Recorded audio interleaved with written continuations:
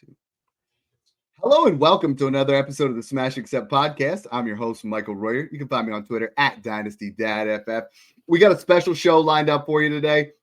We've brought you wide receiver and running back rookie pick equivalents. We've brought you, where these guys are going to go in your super flex drafts. Now what Snoog and I are about to do is we're going to break down where every single player ranks in Dynasty based off of a mock that we just did. So we're going to say, what does this player worth? So you guys can make some trades ahead of the curve. Make sure you guys hit that subscribe button. Make sure you guys check out the Patreon link down below, patreon.com/smashaccept. Snoog, I'm excited for this one because we're going to just break down where these players go day one, and I think if we do that ahead of time, we're going to be able to make dynasty trades that put us in position to absolutely smash.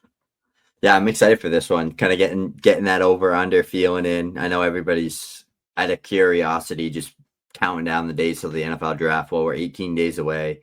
You don't have to think too much longer. We're going to have confirmation on all of this when that comes. But until then, we're here to bring you hypotheticals and get you prepared for all the different types of scenarios and situations that your rookie drafts are going to bring you. Because like every year, like every rookie draft, they are always completely different than what you're expecting. So that's why I always say to everybody in the Discord, to everybody on Twitter, don't go into it saying, I'm going to take Jeanty 101, I'm going to take Henderson 103, I'm going to take Travis Hunter 105, and then I'm going to take Kaleb Johnson 110.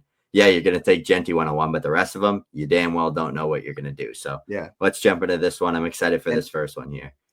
So a lot of you guys are going to say, well, Dad, this stuff's a bit wild, and last year, Snoog and I said Brock Bowers is the Dynasty tight end one, day one.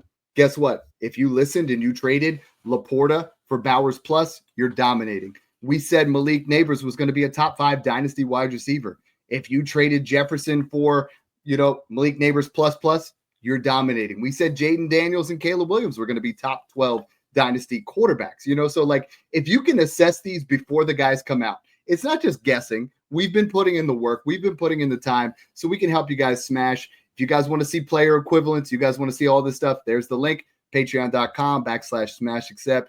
As low as $5 a month during the month of April, that's wild because you are going to dominate your rookie drafts just by having the content and the access to Snoog and myself. So the first one here, Ashton Jeanty, over or under RB 2.5. Now he goes to the Raiders here. We see Pete Carroll's situation. Geno Smith likes to dump the ball off. This is an opportunity where we could see Beast Mode 2.0. We could see something really special here. Snoog, in this particular mock draft, why don't you share everybody first where we found this content for the mock draft?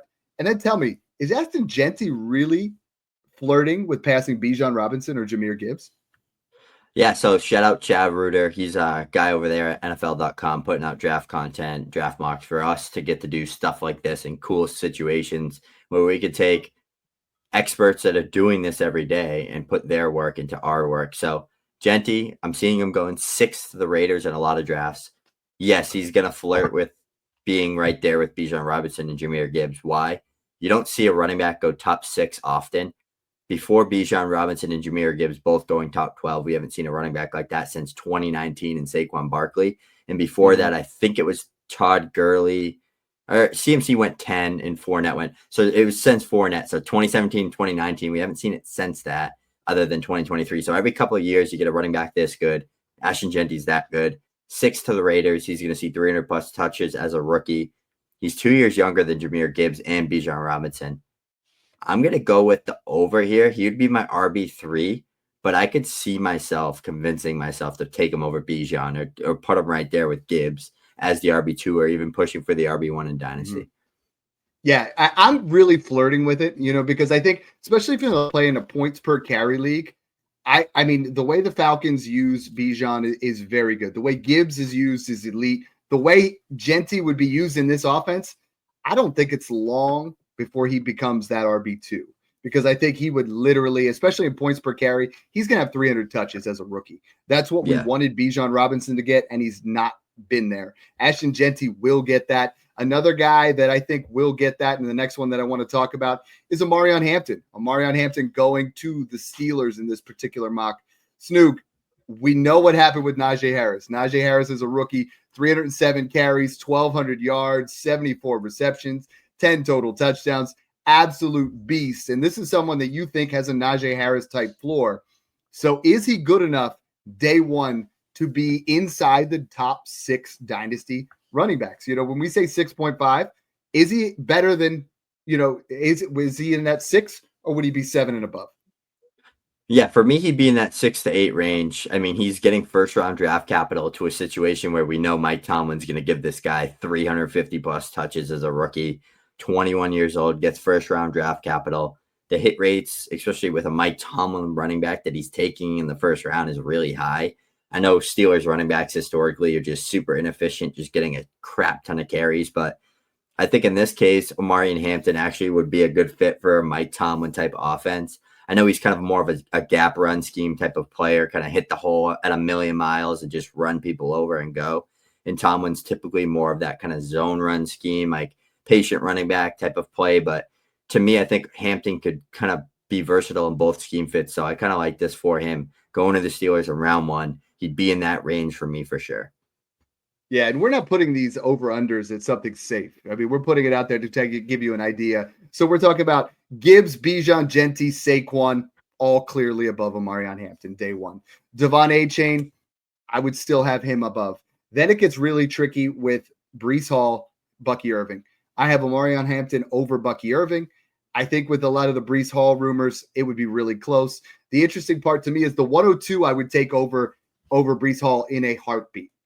Omarion Hampton, I'm right there. So it's right on that line. I'm going to smash the under, and I'm going to take Omarion Hampton just because Breece Hall, we saw that season with Zach Wilson with all the dump-offs, but we just haven't seen the same level of usage in the last year, and I'm wondering really if we see that again this year. The other guy that we're debating there at the 102, if it's not Omarion Hampton, and that's why I tell everybody the 102 is worth more than Travis Hunter or Omarion Hampton, even if that's who you're going to take. The 102 is worth more because it gives people the flexibility. And most people say, well, Dad, you say the 102, but if you're sitting there on the clock, not everybody wants Hunter, not everybody wants Hampton, everybody wants the 102. I know he's your 102 in this particular situation going to the Browns. Would you take the over or under at wide receiver 14.5 for Travis Hunter? Give me the under. It's not every day you see a wide receiver go 2nd overall in the NFL draft. And I think the last time that we've seen that is before I was even into the NFL draft, because when I really started getting into it in 2018, 2019, I can tell you one thing, the highest I've ever seen a wide receiver go was last year with Marvin Harrison Jr. going 4th overall. So generational type draft capital out of this situation for Travis Hunter. Goes to a situation he's going to get 140 to 150 plus targets. The team stinks. They're going to have to throw the ball a ton. I know they have Kenny Pickett right now, but I'm making the bet on the long term here. We don't have to take him like we did with Marv as the dynasty wide receiver 4 or 5. Same with Neighbors, right? He's kind of sitting on that. He's not even going 102 in a lot of drafts. He's like a mid to late first right now. So to me, yes, I'm taking him over Ladd McConkey. I'm taking him in that range with Garrett Wilson, Drake London, Marv, AJ Brown, Jackson Smith, and Jigba. But I want him over Ladd. I want him over Rashee Rice. I want him over T. Higgins. The wide receivers taken top 5 over the last 20 years: Larry Fitzgerald, Calvin Johnson, Andre Johnson, Julio Jones, Mike Evans, DeAndre Hopkins, Jamar Chase. He'd be a top 10 Green. Dynasty wide receiver at some point, 100%. Studs. In this particular situation, I'm going to take the over, but only by 1. So for me, he's going to be in that same value tier if he goes to the Patriots as Nico, JSN, London, McConkey, Marv, Garrett, and AJ Brown. If he goes to the Browns, I have him the same value tier as Rashee Rice and T. Higgins, slightly above both of them, which is my wide receiver 15. So not a cop-out, but I'm taking the over on that one because it is 15. The other interesting guy, we got another elite prospect going inside the top 10.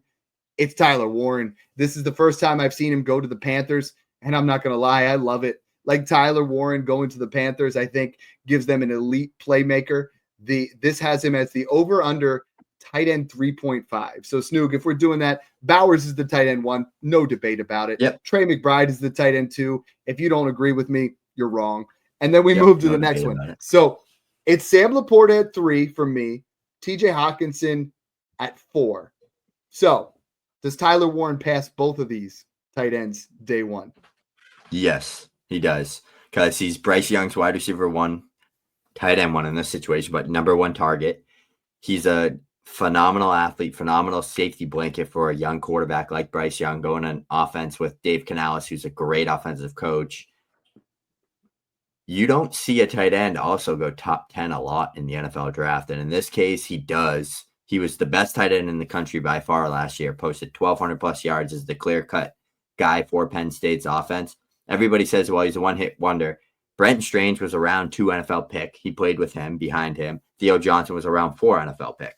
Played behind 2 NFL tight ends throughout college. It's hard to get on the field over talent like that when you're at a young age. He got his chance to shine his 2023 season, 400 plus yards. Last year, 1,200 plus. He's a great tight end prospect, really high end. I'm taking him over Laporta because he went 8th overall to a better situation there with Bryce Young as a number 1 target.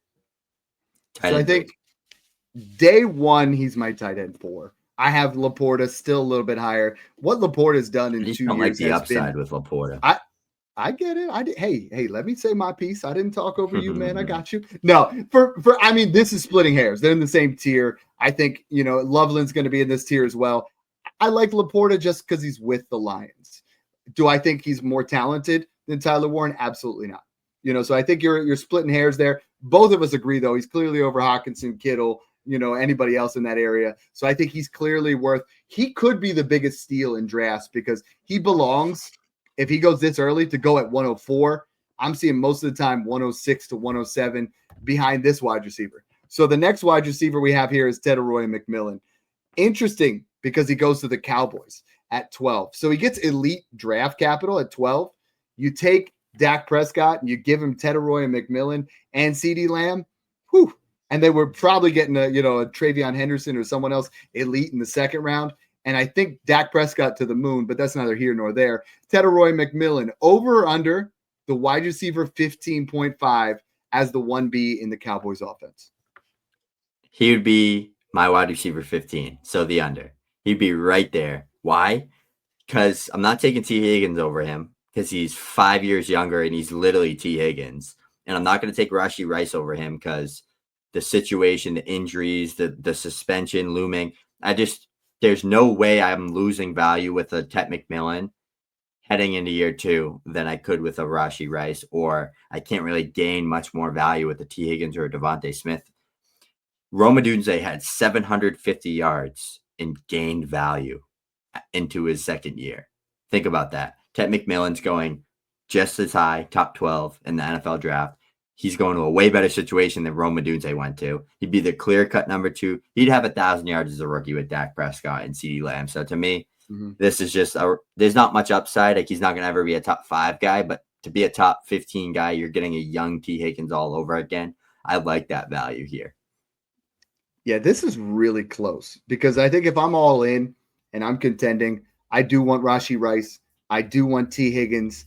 I think it's really close with Rome Odunze. I mean, I think Rome and Tet are both really talented prospects. Both of them going to go top 12 in the NFL draft in this particular scenario. I think Rome going with Ben Johnson now is a lot why that value increased. I'm going to take the over, but barely. So, I feel like pick your poison. You're saying that either Rice, Higgins, or Rome, none of them are worth more than Tet. And I think one of them will be, depending on who your league mates are and how you look at it. Again, this type of, exercise lets you say, I have Devonta Smith. I'm going to trade a little bit to get up to Tet McMillan. I have Rome Odunze, T. Higgins. All these guys are in the same tier. They're all 1Bs. I would love to see Tet go to as a number 1 to the Patriots or the Panthers. If he goes as the 1B, it does knock his value down a little bit, but he's still a fantastic wide receiver. Another guy that belongs in that top 5 conversation is Cam Ward. Cam Ward, it's almost a lock that that's why I already changed his uniform. He's going to go to the Tennessee Titans at number 1 overall. If he goes number 1 overall to the Titans, before we know any of the other, because I think the Titans would draft a wide receiver in the second round, to get him somebody elite to throw to. Over or under Cam Ward at the Dynasty quarterback 14.5.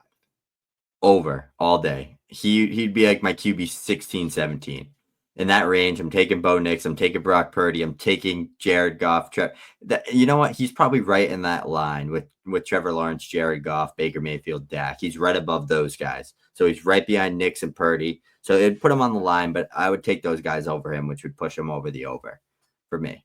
Who's he throwing to in Tennessee? It's tough because you look at value windows right now, right? You tell people, everyone says that Kyler Murray, Bo Nix, Brock Purdy, JJ McCarthy, they're worth the 104 to 105. That's consensus, what everybody's saying. They're in that value. Cam Ward, a lot of people think is worth the 103. So like it's straight up value. People are going to take Cam Ward. I prefer Kyler Murray at 12. I prefer Bo Nix at 13. And I think that line there is at 14. Do I want Purdy, Mayfield, Goff, McCarthy, or Ward? You know, if I'm playing to win, I want those three. I want Purdy, Mayfield, and Goff. And if I'm playing to just keep building in Dynasty, I think I'd rather have JJ McCarthy just because he's on the Vikings and we know what that offense is. Tennessee is not a good organization. That's what I'm saying. They do not have good weapons. If Cam Ward, if you told me this was the Giants, I'm smashing the under because it's Tennessee. I'm slightly pushing off to the over, but he's in that range, you know. So he's QB1 in this class by far. He's not even QB1 in this class by far. But what's the upside, right? Like with Tennessee Titans, we know Purdy, McCarthy, these guys have elite weapons already. So don't fall into the trap though, thinking that the tight end one of this class compares to last year. Jaden Daniels is the Dynasty QB 2 or 3. Caleb Williams, Dynasty QB 8, Drake May, QB 9, Bo Nix, QB 13, and you could argue that JJ McCarthy's over him. So, like, it is not the same class. This class, Snoog, we know what this class is. This class is all about the running backs, and we get another juicy one here with Treyveon Henderson going to the Cowboys. Again, Tet McMillan and Treyveon Henderson both going to the Cowboys. The over-under is at 8.5. Snoog, that means that if we look at this right now for the Dynasty running back landscape, number 1 is Gibbs, number 2 is Bijan, 3 is Jeanty, 4 Saquon, 5 A-Chain, and Hampton's going to be 6, Hall 7, Bucky 8. Do you have Treyveon Henderson over Jonathan Taylor, James Cook, Kyron Williams, Josh Jacobs, and Kenneth Walker? Yes, I have him over all those guys. In this case, he'd be my rookie Dynasty RB2. I would have him over Hampton. Why? Because I like him better. I think he projects better from a fantasy football perspective. He's going to just as good of a landing spot. And the hit rates between pick 20s in the 20s all the way to like 40-something and 50-something is damn near the same. I just think Henderson would project better from a PPR standpoint. It'd be super close. They'd literally be back-to-back in my rankings. Mm-hmm. They'd probably be like RB 6 and 7 for me. But Henderson would be a lot cheaper, which is why I'd lean to him and like him better, but definitely taking him over Bucky, Cook, all those guys. Yeah. In this particular, you don't even have to take him over Bucky. You take him over Cook, Taylor, Kyron, Jacobs, and I'm with you. The interesting thing that you brought up there is the value window between pick and 20 and 40s doesn't matter. Pick 12 it really does. If it does. That matters. If we take him 10 to 12, then Hampton's on another level. But if Henderson goes 40 and Hampton goes 20, then it's pick your poison. Who do you like? What's a better landing spot talent-wise? Exactly. Another guy that goes in that, round 2, guy that you love, same backfield. We see Quinshon Judkins go to the Bears. Great landing spot. Over or under RB 10.5. Now, we did it for the last one. This is, that's right there with Taylor, Cook, Kyron, Jacobs. Are you ranking Quinshon Judkins over all these household names day one? I am. I think he would be right after JT for me. So he'd probably be in that RB 8 to 9 range, probably right there with JT and Bucky. It would be 9. Right there it would be JT, 9. Bucky. Yeah. Yeah. I'd take him over like Cook, Kyron, Kenneth Walker, Jacobs, those guys. But I don't think he would be. I don't know though. This landing spot's juicy. Like you could argue him over Bucky. If he was a better value and player than Bucky a year out in advance from now, like when we fast forward, I wouldn't be surprised at all. I really think Bucky's a big sell right now. And this is why we do these type of things, because Snoog, that means with how high Bucky is rated for most people, and I love Bucky Irving, so I'm not trashing. Great player. He's currently worth the 104. Quinshon Judkins consistently goes 107 to 108. If you trade the 104 to 107, I think you could give up 104 in a second for 107 in a first. I was going to say, what do you think that value gap is? And it's a 27-1-2 swap. And if you get Quinshon Judkins in a first versus Bucky in a second, you could be in a good spot. Now, again, if Quinshon Judkins falls to round 3, we're talking about a different game. But he went round 2. He went to the Bears.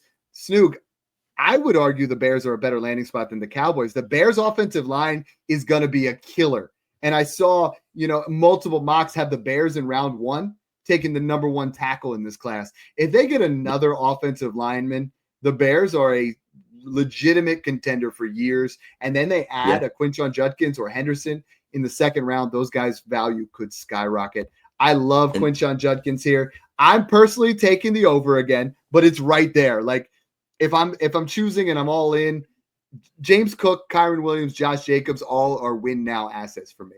I think all of them have a 2-year window where Quinshon Judkins, if he goes round 2, has a 5-year window to smash. So it's really close. It's really, really close. The next one, another guy that we love in this class, Kaleb Johnson. Over under RB 15.5 to go to the Patriots. So the Patriots, we know that Vrabel's trying to get a little bit more of a balanced team. He loaded up the defense. Now I think this is Drake May saw the most blitzes at anybody in the league, had the most hurries. Teams knew they got nothing at running back. They have no wide receivers. They get Kaleb Johnson here at the second round to be the 1A, 1B with Ramondre Stevenson. I think he would be the 1A and Ram would be, the third down guy, the 1B. Kaleb Johnson over under RB 15. Yeah, he would be, in this case, over. He doesn't get the round 2 draft capital. He doesn't get the clear-cut situation we want. In this case, I would take your James Cooks, your Josh Jacobs, your Kenneth Walkers, your Christian Chase McCaffrey, McCaffrey. Taylor, all those kind of type of guys over him. I think that's the line is Chuba. I think he'd be in that. Yeah, he'd be in that like Chuba Hubbard, Kamara, Derrick Henry, Joe Mixon, Chase Brown range for me. So like you said, yeah, like around that range. But I think that's the line is Chuba, like in that range. Yeah, and we've now done 9 prospects. The last one here, I know one that you love. In this one particular, we see Emeka Egbuka go to the Seahawks. 18. We're saying over under 18. So if he goes round 1 to the Seahawks with JSN, I think him and JSN are such polished wide receivers off the bat. Over or under the wide receiver 24.5. You had put 25.5 in the notes. I'm tweaking it up. Is he a wide receiver 2 in Dynasty right off the bat? Yes, I'm taking the under here because he's getting the top 20 draft capital, getting drafted 18th, getting to play with Jackson Smith and Jigba. They can complement each other very well. Yes, Cooper Kupp is there. What is Kupp going to play 10 games this year? It's kind of reminding me a little bit of that Bears situation with Odunze, but he's young enough, good enough with the pedigree and the draft capital to hold his value. And I would take him over DK. I'd take him over Addison and Flowers in this situation and some of those guys. So he'd be around that wide receiver 21 to 22 range right there with guys like Chris Olave, Xavier Worthy, Jalen Waddle, Zay Flowers and stuff. So I just think he projects to be a really high-end pro. And Sam Darnold supported Addison and Justin Jefferson perfectly fine last year. So I think he can do the same with Egbuka and JSN. Adding in Tet McMillan and and Hunter, where that makes Devonta Smith the Dynasty wide receiver 20, Olave 21, Moore 22. You tell me when you'd rather have Egbuka here. Worthy 23. Egbuka. Flower taking Egbuka over Worthy. I'm still taking Worthy, but then at 24. I think I'd rather have Egbuka than Zay Flowers just because the offense, see where we're at. And then Addison's at 25, Metcalf's at 26. So, guys, this was a fun exercise. All we're trying to do is just let you know if we had done this last year, you guys all would have said we were crazy when we said Bowers over Laporta.